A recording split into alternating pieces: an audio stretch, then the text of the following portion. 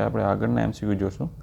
Vibrant Gujarat global summit 2024ના મુખ્ય મહેમાન તરીકે કયા રાષ્ટ્રના પ્રમુખ ઉપસ્થિત રહ્યા હતા? તો આપણને ખબર છે એ હતા UAEના રાષ્ટ્રપ્રમુખ. યુએની કેપિટલ શું છે? તો કે અબુધાબી. તો ચાલો આગળ જોશું. ગુજરાત દ્વારા પ્રસિદ્ધ કરવામાં આવેલ વિકસિત ગુજરાત 2047 બહુઆયામી ડોક્યુમેન્ટ કોના માર્ગદર્શન હેઠળ તૈયાર કરવામાં આવ્યું છે? કોના માર્ગદર્શન હેઠળ તૈયાર કરવામાં આવ્યું છે? નોલેજ મિશન, આઈ ક્રિએટ, કે પછી માનવ સંસાધન મંત્રાલય, કે નીતિ આયોગ? તો એનો જવાબ આવશે નીતિ આયોગ. શું આવશે? નીતિ આયોગ. અને ગુજરાત આવું ડોક્યુમેન્ટ જાહેર કરનારું દેશનું પ્રથમ રાજ્ય છે, એ પણ યાદ રાખજો. ચાલો આગળ જોશું. ગુજરાત ગ્લોબલ ટ્રેડ શોમાં સ્વદેશી આરોગ્ય મૈત્રી ક્યુબ નીચે પછી કોના સંયુક્ત ઉપક્રમે તૈયાર કરવામાં આવ્યું છે? તો એમાં જવાબ આવશે આયુષ આરોગ્ય મંત્રાલય અને ભારતીય વાયુદળ વચ્ચે ના સહયોગથી આ ઉપક્રમ શરૂ કરવામાં આવ્યું છે. ચાલો આગળ જોશું. ભારતનો સૌથી લાંબો સેતુ અટલ સેતુ કયા બે સ્થળોને જોડશે? તો એનો જવાબ આવશે સેવરી ચીરલે.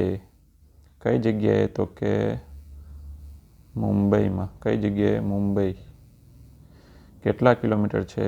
21.8 કિલોમીટર અને એપ્રોક્સિમેટલી 22 યાદ રાખવાનું. ઓકે, ચાલો તો આગળ જોશું. Sukhoi 30 MKI fighter jet sleet માટે ભારત દ્વારા તૈયાર કરવામાં આવેલ રડાર સિસ્ટમનું યાદ રાખજો. એનું નામ છે વિરુપાક્ષ. શું છે? વિરુપાક્ષ. અને આજે સુખોઈ 30 છે ને, એ આપણે રશિયા પાસેથી ખરીદેલા છે, એ પણ યાદ રાખજો. ચાલો આગળ જોશું. તાજેતરમાં ચર્ચામાં રહેલ અપાર કોની સાથે સંબંધિત છે? તો અપાર આપણને ખબર હોવી જોઈએ કે એક ડિજિટલ લોકર પોર્ટલ છે. શું છે? તો કે ડિજિટલ લોકર પોર્ટલ. જેવી રીતે આપણું ડિજી લોકર છે, એ જ રીતે આ બધા પર્સનલ ડેટા જે છે એ એમાં સ્ટોર થશે, એટલે ડિજિટલ લોકર પોર્ટલ છે. યાદ રાખજો. શું છે? તો કે અપાર. શું નામ છે? અપાર. યાદ રાખજો.